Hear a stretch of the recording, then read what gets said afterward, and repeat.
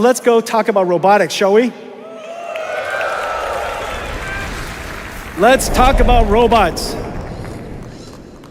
Well, the time has come for robots. Robots have the benefit of being able to interact with the physical world and do things that otherwise digital information cannot. We know very clearly that the world has severe shortage of human laborers, human workers. By the end of this decade, the world is going to be at least 50 million workers short. We'd be more than delighted to pay them each $50,000 to come to work. We're probably going to have to pay robots $50,000 a year to come to work. And so this is going to be a very, very large industry. There are all kinds of robotic systems. Your infrastructure will be robotic. Billions of cameras in warehouses and factories, 10, 20 million factories around the world. Every car is already a robot, as I mentioned earlier, and then now we're building general robots. Let me show you how we're doing that.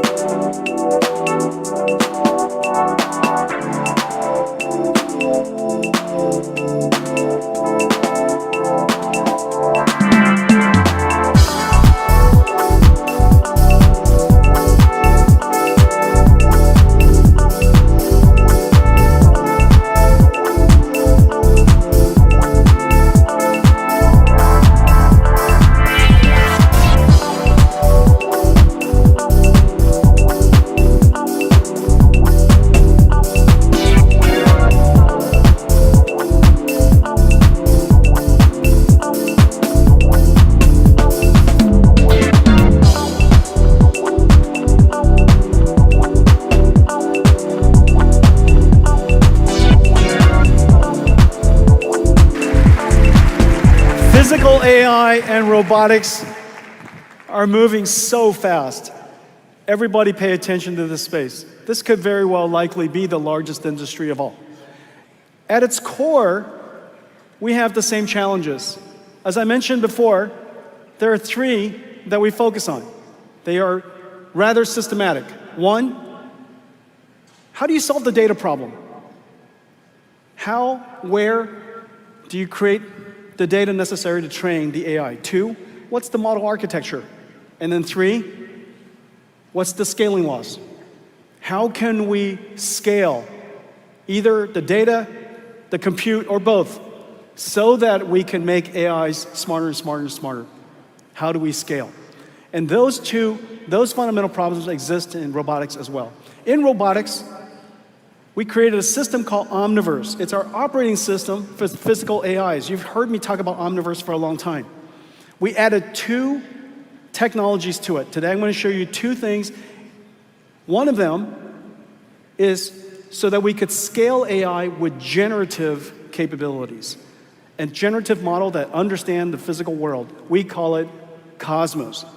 Using Omniverse to condition Cosmos, and using Cosmos to generate an infinite number of environments allows us to create data that is grounded, controlled by us, and yet be systematically infinite at the same time. Okay, so you see Omniverse, we use candy colors to give you an example of us controlling the robot in the scenario perfectly, and yet Cosmos can create all these virtual environments. The second thing, just as we were talking about earlier, one of the incredible scaling capabilities of language models today is reinforcement learning, verifiable rewards. The question is, what's the verifiable rewards in robotics? And as we know very well, it's the laws of physics. Verifiable physics rewards. And so we need an incredible physics engine. Well, most physics engines have been designed for a variety of reasons. They could be designed because we want to use it for large machineries, or maybe we design it for virtual worlds, video games and such. But we need a physics engine that is designed for very fine-grained, rigid and soft bodies, designed for being able to train tactile feedback and fine motor skills and actuator controls. We need it to be GPU accelerated so that these virtual worlds could live in super linear time, super real time, and train these AI models incredibly fast. And we need it to be integrated harmoniously into a framework that is used by roboticists all over the world, Mujoko. And so today we're announcing something really, really special. It is a partnership of three companies: DeepMind, Disney Research, and NVIDIA, and we call it Newton. Let's take a look at Newton.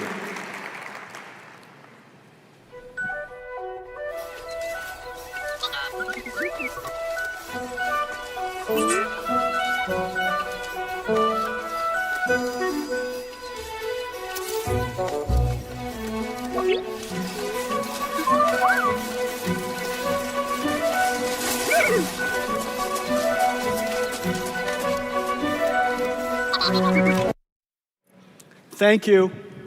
All right, let's start that over, shall we? Let's not ruin it for them. Hang on a second. Somebody talk to me. I need feedback. What happened? I just need a human to talk to. Come on, that's a good joke. Give me a human to talk to.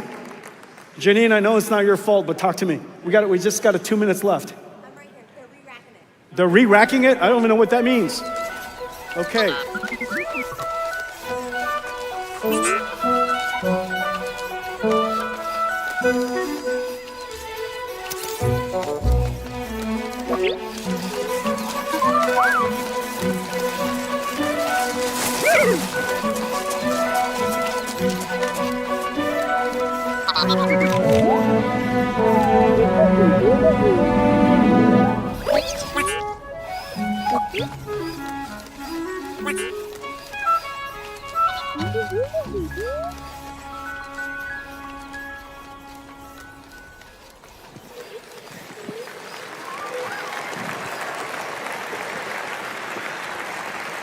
Tell me that wasn't amazing.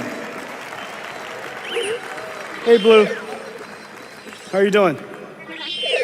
How do you like your new physics engine? You like it, huh? Yeah, I bet. I know. Tactile feedback, rigid body, soft body simulation, super real time. Can you imagine just now what you were looking at is complete real-time simulation? This is how we're going to train robots in the future. Just so you know, Blue has 2 computers, 2 NVIDIA computers inside. Look how smart you are. Yes, you're smart. Okay. All right. Hey, Blue, listen. How about let's take them home? Let's finish this keynote. It's lunchtime. Are you ready? Let's finish it up. We have another announcement. You're good. You're good. Just stand right here. Stand right here. Stand right here. All right, good. Right there. That's good. All right, stand.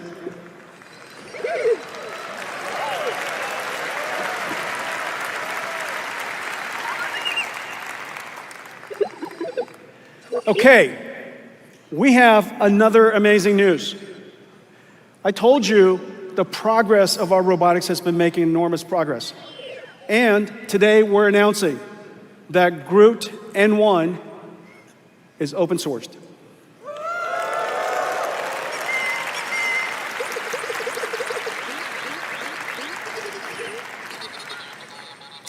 I want to thank all of you to come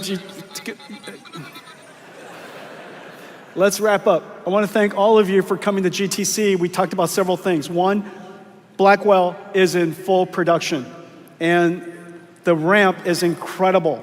Customer demand is incredible, and for good reason, because there's an inflection point in AI. The amount of computation we have to do in AI is so much greater as a result of reasoning AI and the training of reasoning AI systems and agentic systems. Second, Blackwell NVLink 72 with Dynamo is 40 times the performance, AI factory performance of Hopper. And inference is going to be one of the most important workloads in the next decade as we scale out AI. Third, we have an annual rhythm of roadmaps that has been laid out for you so that you could plan your AI infrastructure. And then we have 3 AI infrastructures we're building. AI infrastructure for the cloud, AI infrastructure for enterprise, and AI infrastructure for robots.